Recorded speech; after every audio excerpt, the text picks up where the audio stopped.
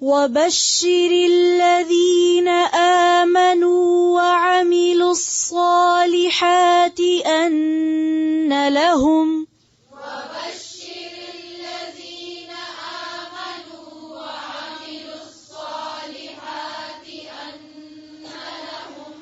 وَبَشِّرِ الَّذِينَ آمَنُوا وَعَمِلُوا الصَّالِحَاتِ أَنَّ لَهُمْ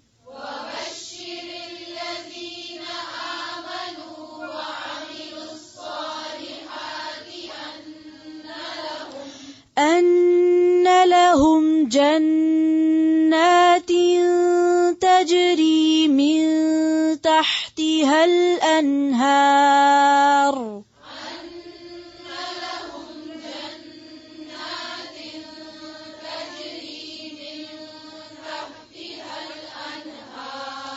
كلما رزقوا منها من ثمرة رزقا قالوا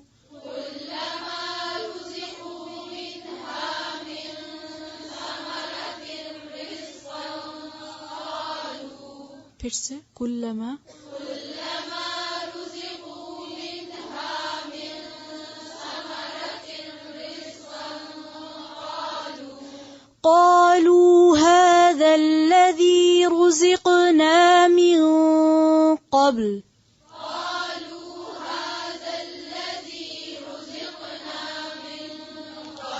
قالوا هذا الذي رزقنا من قبل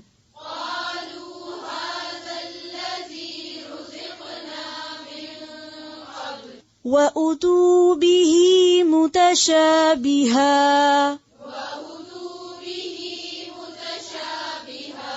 ولهم فيها أزواج مطهرة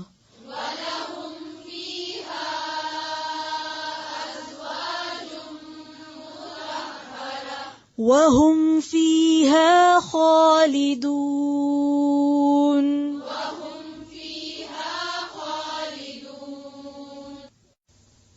وبشر اور خوشخبری دے دو. بشر بے شین رے. اصل میں بشر کس کو کہتے ہیں؟ انسان کو. بشر انسان کو اس کی کھال کی وجہ سے کہتے ہیں، اسکن کی وجہ سے. اسے چہرہ بشرا نہیں کہتے ہیں اردو میں بھی. اور آدم کو بھی آدم اسی لیے کہتے ہیں کہ ادم کھال کو کہتے ہیں،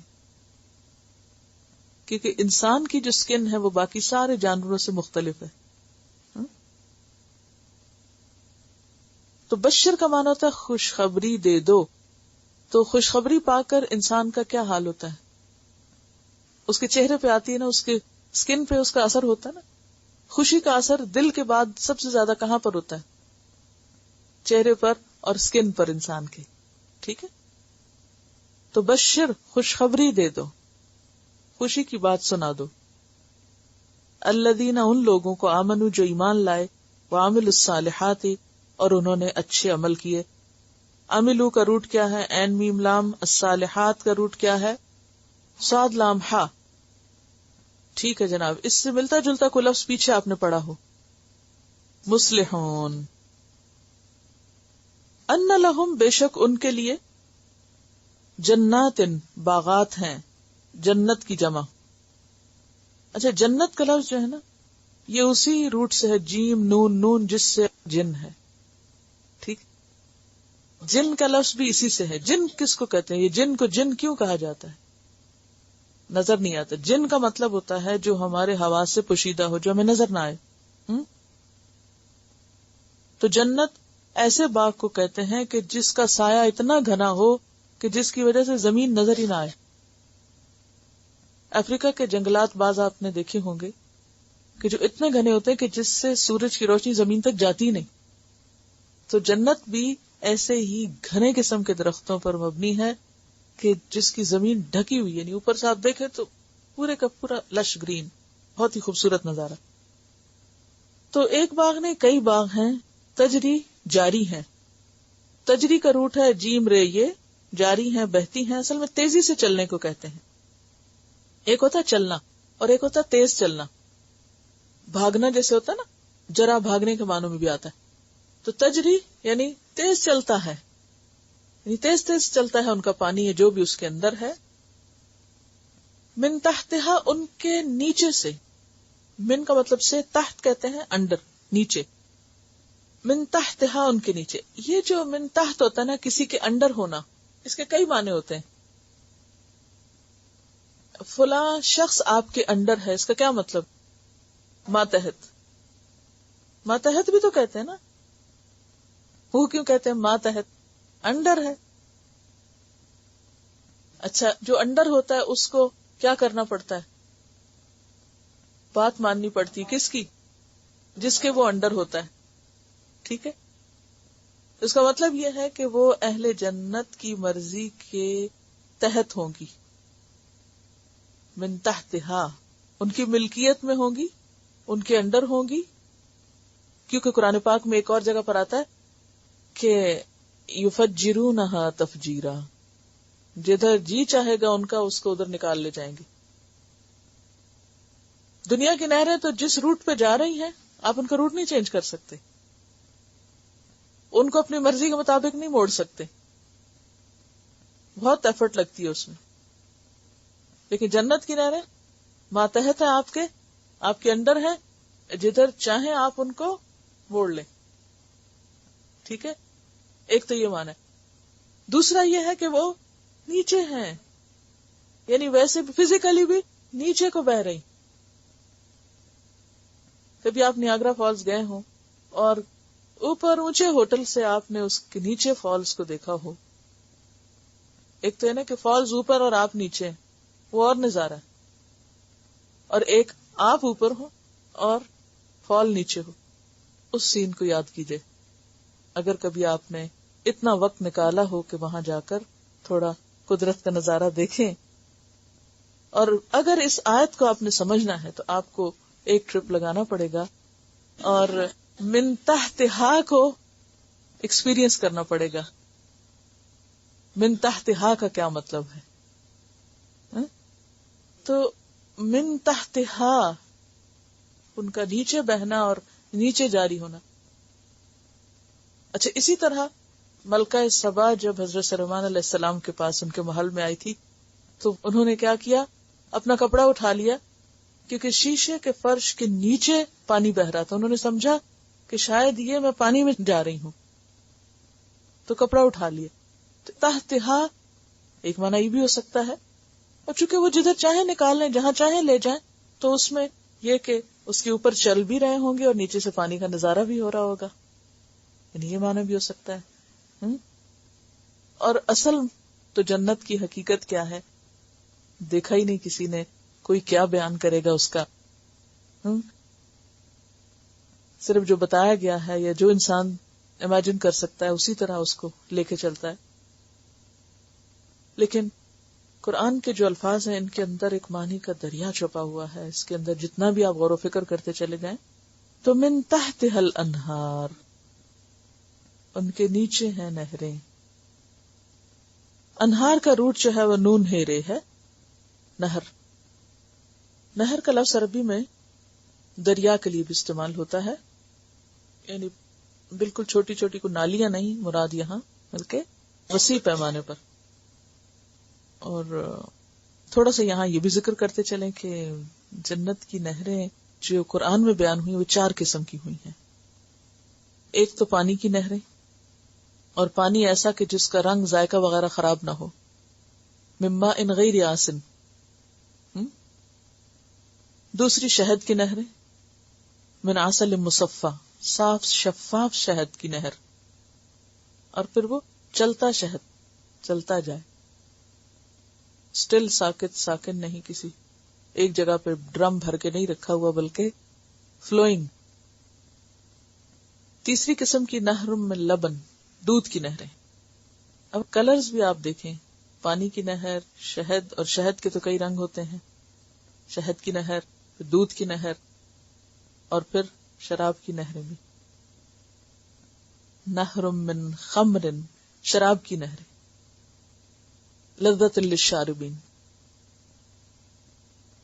جن میں پینے والوں کے لیے بہت ہی لذت ہے اور ٹیسٹ ہے، اور اس میں پی کے نہ سر درد ہوگا اور نہ ہی طبیعت خراب ہوگی، نہ ہی کوئی نشہ آئے گا کسی کو. تو یہ 4 قسم کی نہروں کا ذکر ہے قرآن میں. تو تجری من تحتها الانہار، یہ ساری ان کی اپنی ملکیت میں ہوں گی، جتنا جس سے جیسے چاہیں جب چاہیں پیئیں. اور پھر آپ دیکھیں کہ جو جاری چیز ہوتی ہے نا، اس کا اپنا ایک لطف ہوتا ہے.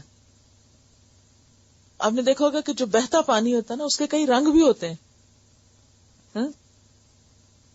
تو بات یہ ہے کہ تجری یعنی کہ صرف اتنا نہیں کہا گیا کہ نہریں ہوگی ان کے لیے، بلکہ کیا ہوگا؟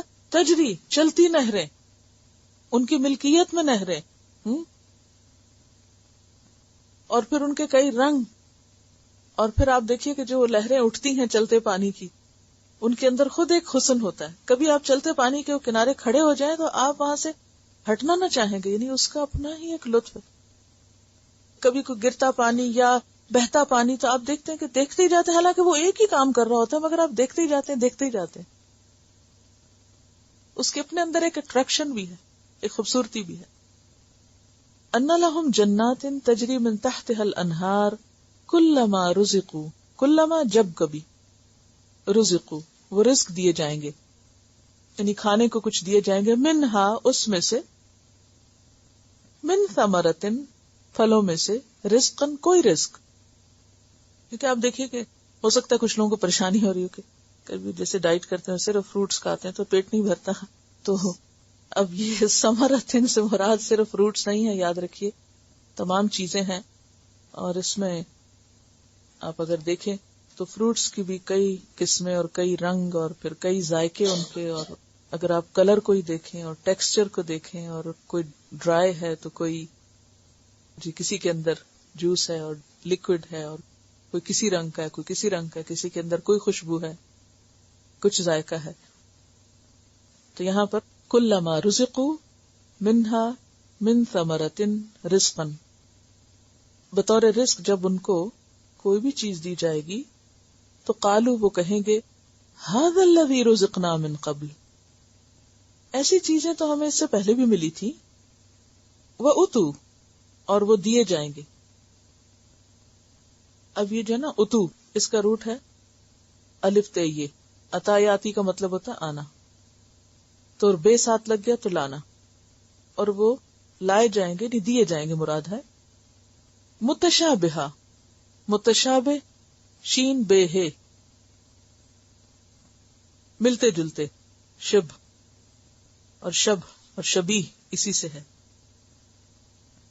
شین بے ہے یعنی ان کے رنگ یا شکل یا ان کے اندر ایک ریزمبلنس ہوگی. متشابہہ یعنی ان کے اندر ریزمبلنس ہوگی. وَلَهُمْ اور ان کے لیے فیہا اس میں ازواج، ازواج زوج کی جمع ہے. زوج جوڑے کے لیے استعمال ہوتا ہے، ہم مثل چیز کے. اسپاؤز یا پارٹنر کا معنی بھی ہوتا ہے اس کا، پارٹنر یا اسپاؤز. نر ہو یا مادہ ہو، یعنی میل ہو یا فیمیل ہو، دونوں کے لیے زوج کا لفظ استعمال ہوتا ہے. ہمارے اردو میں تو زوجہ استعمال ہوتا ہے نا عورت کے لیے، لیکن عربی میں عورت کے لیے بھی زوج ہے اور مرد کے لیے بھی زوج ہے، اسپاؤز کے معنوں میں. ان کے لیے اس میں جوڑے ہوں گے، یعنی بیویاں مراد ہیں یہاں. مطہرۃ پاکیزہ، مطہر جو ہے توئے ہیرے، طہر سے طہارت اسی سے لفظ نکلا ہے، یعنی ظاہری اور باطنی دونوں طرح کی طہارت.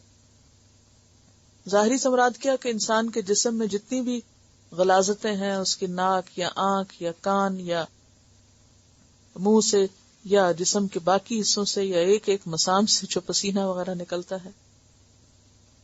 یعنی اگر دیکھا جائے تو دنیا میں انسان کتنا بھی صاف رہنے کی کوشش کرے، کہیں نہ کہیں سے اس کی غلاظت سر سے پاؤں تک نکلتی ہی رہتی.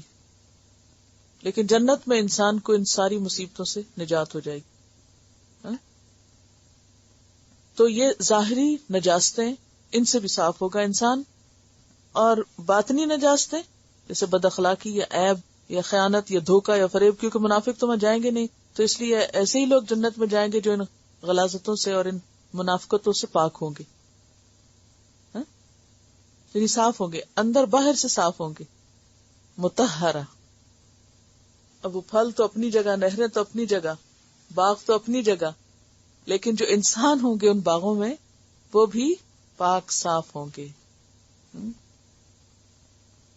اسی لیے مومنوں پر دنیا میں آزمائشیں، تکلیفیں آتی رہتی ہیں جو ان کو خوب رگڑا دیے رکھتی ہیں، اور وہ اس چکی میں پس پس کے یا اس بھٹی میں تپ تپ کے، یعنی دنیا میں کتنی آزمائشیں ہیں. یہ نہیں کرنا، وہ نہیں کرنا، یہ نہیں ہو سکتا، وہ نہیں ہو سکتا، ہر لمحے کہیں نہ کہیں سے کوئی تکلیف پہنچ رہی ہے. انسان ایسے میں صبر کر کے چلتا رہتا ہے اور ناگواریوں کو پیتا رہتا ہے، تو پھر وہ جنت میں جب پہنچے گا، اس بھٹی سے نکل کے اس باغ میں جب جائے گا صحیح سج بن کے، پھر ہمیشہ کے لیے خوشی اس کو ملے گی. وہم، اور وہ فیہا، اس میں، خالدون، ہمیشہ رہیں گے. آخری لفظ جو ہے یہ ساری چیزوں کے اوپر ایک مہر. سب کچھ ملے گا لیکن ہمیشہ کے لیے ہوگا، for ever and ever and ever. خیل آمدال روٹ اس کا، ہمیشہ کے لیے وہاں رہیں گے. کوئی وہاں سے ان کو نکال نہیں سکے گا، کوئی ان کی چیز خراب نہیں ہوگی، نہ وہ خود بوڑھے ہوں گے، نہ ان کی چیزیں پرانی ہوں گی، نہ کوئی چیز آؤٹ آف فیشن ہوگی، اور نہ ہی انہیں بوریت ہوگی، اور حقیقی معنوں میں خوشیوں کو انجوائے کر سکیں گے. کیونکہ دنیا میں اگر سب کچھ بھی انسان کو مل جائے تو انسان کا اپنا ہی نہیں پتا کہ اس نے کیا کرنا ہے، کہاں جانا ہے. ٹھیک ہے نا؟ یہ سب سے بڑا فرق ہے جنت اور دنیا کا. ہم جس جنت کو پانا چاہیے، اس کے لیے جو محنت کرنی چاہیے، اس کے لیے تو ہمیں وقت نہیں ہے، نہ ہم اس کی فکر کرتے ہیں. اور جس چیز کو ہمارے ہاتھوں سے جلدی چلے جانا ہے، ساری اپنی انرجیز اسی کے پیچھے لگائے ہوئے، اس کو بنانے کے لیے دن رات غم کھائے ہوئے. پرائرٹیز بدل گئی ہیں نا ہماری. وہ اعلیٰ چیز نظروں میں ہے نہیں، اس لیے حقیر پہ ہی راضی ہو گئے. وبشر الذین، اور خوشخبری دے دو ان لوگوں کو، آمنو، جو ایمان لائے، وعملوا الصالحات، اور جنہوں نے اچھے عمل کیے. اب یہاں صرف یہ نہیں کہا گیا کہ جنہوں نے مان لیا کہ ہاں یہ کتاب اللہ کی طرف سے ہے، بلکہ اس کے بعد اس کو پھر پڑھا، سمجھا اور اس کے مطابق اپنے عمل بدلے. ان سب کے لیے خوشخبری ہے. ان لہم جنات، کہ ان کے لیے کئی قسم کے باغات ہیں، بہت سے باغ ہیں. تجری من تحتها الانہار، جن کے نیچے کئی طرح کی نہریں بہتی ہیں. کوئی پانی کی ہے، اور کوئی شہد کی ہے، اور کوئی دودھ کی ہے، اور کوئی شراب کی ہے. نہ ماننے والوں کا انجام بھی بتا دیا گیا اور ماننے والوں کا بھی بتا دیا گیا. نہ ماننے والوں میں ہر قسم کے لوگ آ جاتے ہیں، اور ماننے والوں میں ایمان کے ساتھ عمل والے آتے ہیں. یہ فرق آپ دیکھ سکتے ہیں. تو ایسے ماننے والوں کے لیے خوشخبری ہے جو عمل کریں اچھے، کہ ان کے لیے پھر بہترین باغ ہیں، ان میں ان کے گھر ہیں، نہریں ہیں. کلما رزقوا منہا من ثمرۃ، جب کبھی وہ ان باغوں میں کسی قسم کا رزق، پھل بطور رزق دیے جائیں گے، قالوا، وہ کہیں گے، ھذا الذی رزقنا من قبل، اسی طرح کی چیزیں تو پہلے ہم کھایا کرتے تھے، ایسے ہی چیزیں تو ہمیں پہلے ملی تھی. یعنی جنت کی چیزیں دیکھ کر پہلا کمنٹ یا پہلا تاثر جو اہل جنت کا ہوگا وہ کیا ہوگا کہ یہ تو جانی پہچانی چیزیں.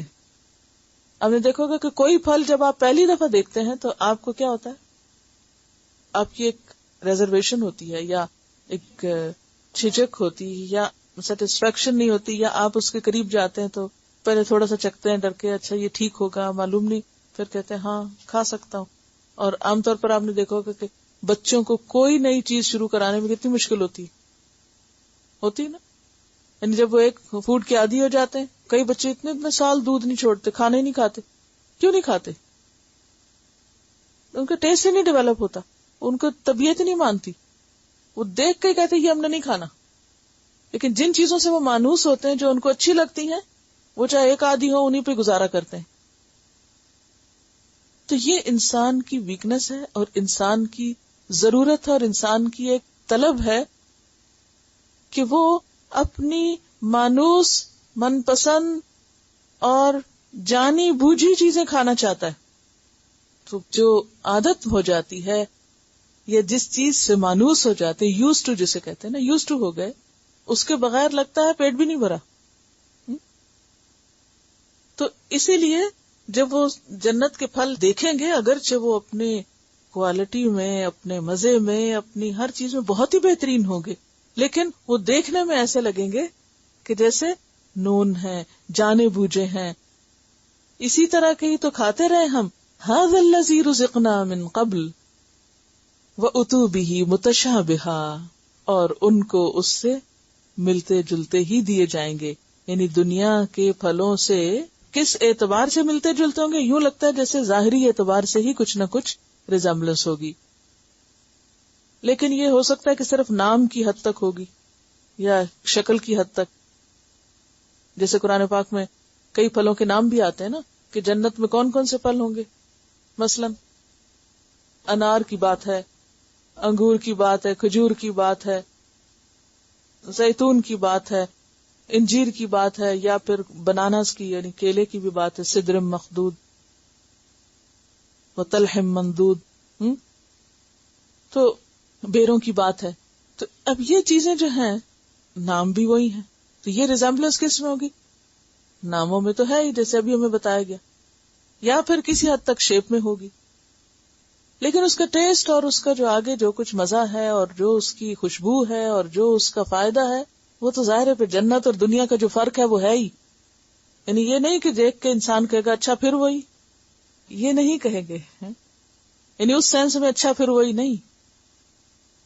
وہ کہیں گے ھذا الذی رزقنا من قبل واتوا بہ متشابہا، اور ان کو مانوس کرنے کے لیے ملتی جلتی چیزیں ہی دی جائیں گی. ورنہ جنت تو وہ جگہ ہے ما لا عین رأت ولا اذن سمعت ولا خطر علی قلب بشر. بخاری کی روایت ہے کہ جنت ایسی جگہ جسے کسی آنکھ نے دیکھا نہیں، کسی کان نے سنا نہیں، کسی انسان نے اس کا گمان نہیں کیا. تو متشابہہ کا بھی اپنا ہی ایک لطف ہوگا. وَلَهُمْ فِيهَا أَزْوَاجٌ مُطَهَّرَةٌ، اور ان کے لیے اس میں بیویاں ہوں گی پاکیزہ. اور صرف بیوی ہی مراد نہیں، بیویوں کے لیے شوہر کی بات بھی اسی جملے کے اندر ہے، کیونکہ ازواج کا اطلاق دونوں پر ہوتا ہے. تو کلام کی مناسبت سے اللہ زینہ کی چونکہ بات ہو رہی تھی، آمنوا عامل مذکر کی صیغے ہیں، لہم کی، تو پھر اسی سیکوینس میں آگے آ کر کس کی بات ہو گئی؟ ازواج کی بات ہوئی. وَلَهُمْ فِيهَا أَزْوَاجٌ. ورنہ قرآن پاک میں سورۃ آل عمران کی آیت نمبر 195 میں آتا ہے فَاسْتَجَابَ لَهُمْ رَبُّهُمْ أَنِّي لَا أُضِيعُ عَمَلَ عَامِلٍ مِّنكُم مِّن ذَكَرٍ أَوْ أُنثَىٰ بَعْضُكُم مِّن بَعْضٍ. کیا معنی اس کا؟ فَاسْتَجَابَ لَهُمْ رَبُّهُمْ، تو ان کے رب نے ان کی دعا قبول کر لی اور ان کے ساتھ وعدہ کر لیا. کیا؟ أَنِّي لَا أُضِيعُ، بے شک میں نہیں ضائع کروں گا، عمل عامل، کسی عمل کرنے والے کا عمل، من ذکر او انثی، خواہ وہ مرد ہو یا عورت، اس سے کوئی فرق نہیں پڑتا. بعضکم من بعض، تم میں سے بعض سے ہی تو ہو، کیونکہ کوئی بھی انسان مرد اور عورت دونوں کے بغیر تو وجود میں نہیں آتا. ایکسیپشنل صورتیں تو ایکسیپشنل ہی ہوا کرتی ہیں، لیکن ہر عورت یا ہر مرد میں عورت اور مرد دونوں کا ہی باہم حصہ شامل ہے. تو یہاں پر بھی وَلَهُمْ فِيهَا أَزْوَاجٌ مُطَهَّرَةٌ، ان کے لیے اس جنت میں پاکیزہ بیویاں ہوں گی، جسمانی اعتبار سے بھی اور اندرونی اعتبار سے نہیں، ظاہر و باطن کی پاکیزگی، اخلاق اور کردار کی پاکیزگی، یعنی کسی کو پھر کسی سے کوئی شکایت نہ ہوگی. اور وہ سارے فیکٹرز جو باہم شوہر اور بیوی کے درمیان کھچاوٹ اور نفرت اور ایک دوسرے سے ناراضگی اور دوری کا سبب بنتے ہیں وہ ختم کر دیے جائیں گے. مطہرتن کی بات کر کے ان سارے اسباب کو دور کرنے کی بات ہے کہ جس کی وجہ سے عموماً دنیا میں ایک دوسرے سے کھچاؤ ہو جاتا ہے. شوہر اور بیوی کے درمیان کھچاؤ کہاں سے شروع ہوتا ہے؟ کیا اسباب ہوتے ہیں اس کے؟ کیا وجوہات ہوتی ہیں؟ اس میں بعض اوقات تو جسمانی گندگی بھی ہوتی ہے، یعنی بعض لوگ اپنے جسمانی طہارت کا، صفائی کا اور اپنے زیب و زینت کا خیال نہیں رکھتے. اس سے دونوں کے درمیان ایک کیا پیدا ہو جاتی، کھچاؤ پیدا ہوتا ہے. اور اس میں خصوصاً عورتوں کا رول زیادہ ہے کہ عورتوں کو اس اعتبار سے اپنا خیال رکھنا چاہیے کہ وہ مرد کے لیے اٹریکشن کا ذریعہ ہوں، نہ کہ نفرت کا. دوسری کون سی ریزن یا کون سا فیکٹر ہوتا ہے جس سے آپس میں کھچاؤ آتا ہے تعلقات میں؟ اخلاق. اگر اخلاق اچھا ہو تو کیا ہوتا ہے، باہم ایک دوسرے سے موافقت ہوتی ہے. اخلاق خراب ہو، غیظ، غضب، غصہ، اور بعض اوقات کوئی وجہ بھی نہیں ہوتی، خام خواہ شیطان کی ڈالی ہوئی مس انڈرسٹینڈنگ ہوتی ہے. تو وسوسے کیا ہے؟ شیطان کی نجاست. تو جنت میں ہر چیز سے پاک ہوں گے، ظاہری میل کچیل سے بھی، باطنی طور پر بھی، برے خیالات سے اور بے وفائی سے، اور اس کے علاوہ وسوسوں سے، مس انڈرسٹینڈنگ سے. ہر وہ چیز جو تعلقات کو خراب کرنے کا باعث ہوتی ہے شوہر اور بیوی کے درمیان، وہ ساری رکاوٹیں دور کر دی جائیں گی. وَلَهُمْ فِيهَا أَزْوَاجٌ مُطَهَّرَةٌ. صرف ازواج نہیں کہا گیا بلکہ ازواج مطہرہ وَهُمْ فِيهَا خَالِدُونَ، اور وہ اس میں ہمیشہ رہیں گے. جنت کی عورتوں کے بارے میں ایک حدیث ہے مشکات میں، رسول اللہ صلی اللہ علیہ وسلم نے فرمایا، اگر جنت کی عورتوں میں سے کوئی عورت زمین کی طرف جھانکے، صرف دیکھے زمین پہ، تو ساری دنیا روشن ہو جائے. اتنا حسن ملے گا عورتوں کو، ساری زمین روشن ہو جائے، اور زمین اور آسمان کے درمیان کا سارا حصہ خوشبو سے معطر ہو جائے. اتنی زبردست خوشبو ان کو دی جائے گی. ایسے چہرے ہوں گے کہ جو سورج سے زیادہ چمکدار، پوری زمین کو چمکا دے. ایسی خوشبو کہ جو پوری زمین کو اور زمین اور آسمان کے درمیان جتنی خلا ہے اس سب کو خوشبو سے بھر دے. اور اس کا دوپٹہ جو اس کے سر پر ہے، یعنی جنت کی عورت کا لباس، دوپٹہ، صرف دوپٹہ، دنیا و ما فیہا سے بہتر ہے. جو دنیا میں دوپٹہ نہیں لیتا اس کو وہاں رکھنے کی تو عادت ہی نہیں ہوگی، کیونکہ اب ہم ٹوپی بھی کافی سمجھتے ہیں، دوپٹہ اڑتا ہی جا رہا ہے. بہرحال تو اس کی جو اوڑھنی ہے، خمار، وہ دنیا و ما فیہا سے بہتر. اب دیکھیں شادی ہوتی ہے تو زیادہ سے زیادہ کام لوگ دوپٹوں پہ کرواتے ہیں، کیونکہ وہ اوڑھنی اور اوڑھ کر وہ زیادہ خوبصورتی. تو اسی لیے یہاں بھی دوپٹے کا ذکر کیا گیا ہے کہ جو اس کے اوپر والا لباس ہے وہ بھی اتنا زیادہ خوبصورت ہوگا. اور اب سوال ہو سکتا ہے کسی کے ذہن میں آ رہا ہو کہ پھر اچھا وہ کون سی عورتیں ہوں گی، وہ حوریں ہوں گی کہ وہ عورت؟ جنت کی عورت کہا گیا ہے، اتنا ہی معنی کافی ہے، وہ جو بھی ہوگی لیکن جنت کی عورت. اور ایک اور بات یہ ہے کہ دنیا میں جو عورتیں ہیں اور جو نیک عمل کر کے وہاں پر جائیں گی، ان کا تو کوئی مقابلہ ہی نہیں کسی حور سے، وہ تو سب سے اعلیٰ ترین مقام پر ہوں گی. ٹھیک ہے. اور اب اگلا سوال ہو سکتا ہے کہ پھر اچھا وہ وہی شوہر ہوں گے جو یہاں ہیں، یا وہی بیویاں ہوں گی جو یہاں ہیں، یا وہ کوئی اور وہاں ملیں گی، یا پھر عورت اگر شادی نہیں ہوئی تو پھر وہ بیچاری کیا کرے گی، شادی سے پہلے ہی کوئی مر گیا تو پھر کیا ہوگا؟ تو وہاں شادی ہو جائے گی. کئی ایسے لوگ ہوں گے جن کی بیویاں دوزخ میں چلی جائیں گی، اور کئی ایسے عورتیں ہوں گی جن کے شوہر چلے جائیں گے، تو وہ اللہ تعالیٰ کے وہاں نئے سرے سے جوڑے بن جائیں گے. اور باقی یہ ہے کہ عموماً لوگ پھر حوروں کے مسئلے پہ آ جاتے ہیں اور اس پہ بحثیں کرنے لگتے ہیں. بات یہ کہ جنت ہے ہی ایک خوشی کی اور ایک سکون کی جگہ. وہاں اللہ تعالیٰ دل بھی ایسے انسانوں کے بنا دیں گے کہ نہ اس میں کوئی حسد ہوگا، نہ ہی اس میں کوئی غم ہوگا، نہ غصہ ہوگا کسی پر، نہ جیلسیز ہوگی، کیونکہ مطہرہ ہے نا. ابھی جو ہم نے پڑھا مطہرہ، پاکیزہ، تو یہ دلوں کی پاکیزگی بھی ہے، خیالات کی پاکیزگی بھی ہے.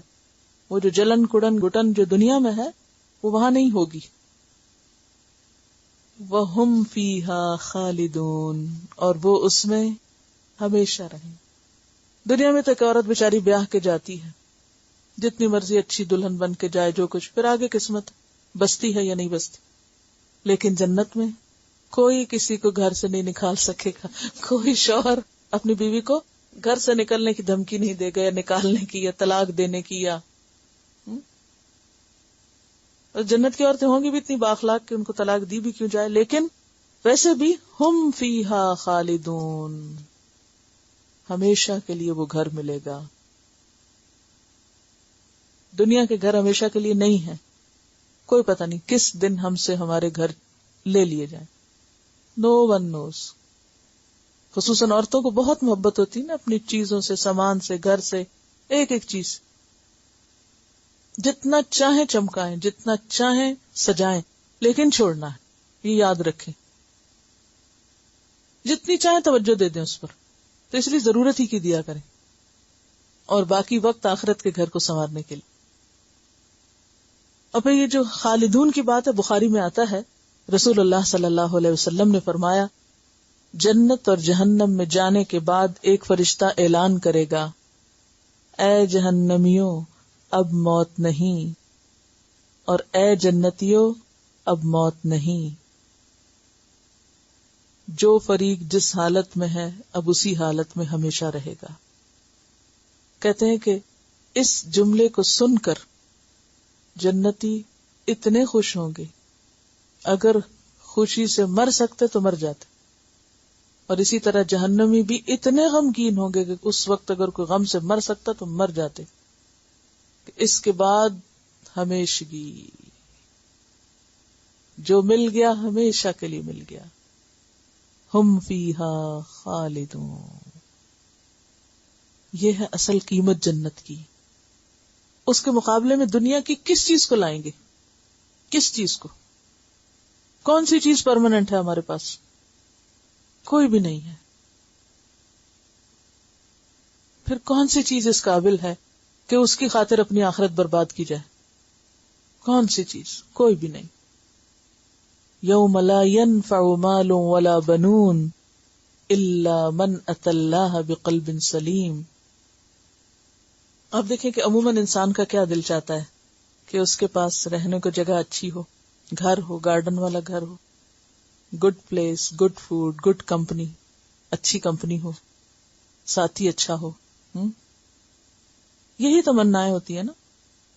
اور پھر اس کے بعد ہمیشہ کی زندگی ہو، یہ رونقیں ختم نہ ہو، یہ جدائیاں نہ ہو. یہی چاہتا ہے نا انسان کہ جو ملا چھن نہ جائے. یہ دنیا میں نہیں ہو سکتا. جوڑے بنتے ہیں، اکٹھے ہوتے، کتنی بھی محبت ہو، کتنی بھی باہم انڈرسٹینڈنگ ہو، ہمیشہ نہیں رہ سکتے. معلوم نہیں کون پہلے جائے گا، کون بعد جائے گا، لیکن وہاں ان سارے غموں سے نجات ہو جائے گی. الا ان اولیاء اللہ لا خوف علیہم ولا هم يحزنون. کوئی غم اور فکر اور پریشانی ہے ہی نہیں. نہ بیماری ہے، نہ بڑھاپا ہے، نہ غم ہے، نہ خوف ہے. سکون ہی سکون. لہذا اس جنت کی قیمت بہت بڑی. الا ان سلعۃ اللہ غالیہ. سن لو، اللہ کا سودا بڑا مہنگا ہے، بڑی مہنگی ہے وہ جنت. وہ مفت میں ہاتھ آنے والی چیز نہیں، اس کی قیمت دینی پڑے گی. اور اگر کوئی دینے کو تیار نہیں تو پانے کے لائق بھی نہیں. اعمال کی بیسس پہ کوئی جنت میں نہیں جائے گا، اعمال کے بدلے میں کوئی جنت میں نہیں جائے گا، اللہ کی رحمت سے جائیں گے. ہاں، کوشش شرط ہے. جنت اللہ کی رحمت ہے، جنت انعام ہے اصل میں. تو پھر ابھی جو میں نے کہا کہ نہیں عمل کے بدلے میں نہیں ملے گی، تو پھر عمل کی کیا ضرورت ہے؟ نہیں، عمل کی اس سینس میں ضرورت ہے کہ انسان کی کوشش دیکھی جائے گی اور اس کوشش کو سامنے رکھ کر اس کو انعام دیا جائے گا. یعنی یہ نہیں کہ ہم اپنے عمل کے بدلے خرید سکتے ہیں جنت، کہ یار ہمارا کو حق ہو جائے اللہ پر کہ ہم اتنے عمل کر کے لائیں، لہٰذا ہم پوری زندگی کے آبد الدہر بھی اگر ہم ہمیشہ ہمیشہ کچھ کریں نا، پوری زندگی بھی سجدے میں پڑے تو اللہ کا حق نہیں ادا ہو سکتا. تو اس لیے اس کی قیمت تو ہم ادا کر ہی نہیں سکتے، لیکن انعام کے طور پر ملے گی ان کو جو اللہ کے ہو جاتے ہیں اور اسی کے لیے سب کچھ کرتے ہیں. ان کا بچہ ان سے پوچھتا ہے کہ کیا جنت میں بھی ہمیں نماز پڑھنی پڑے گی؟ نہیں، جنت میں نماز تو نہیں پڑھنی پڑے گی، لیکن ذکر خود بخود زبان سے جاری ہوگا، ایسے جیسے ہمارا سانس خود بخود جاری ہوتا ہے.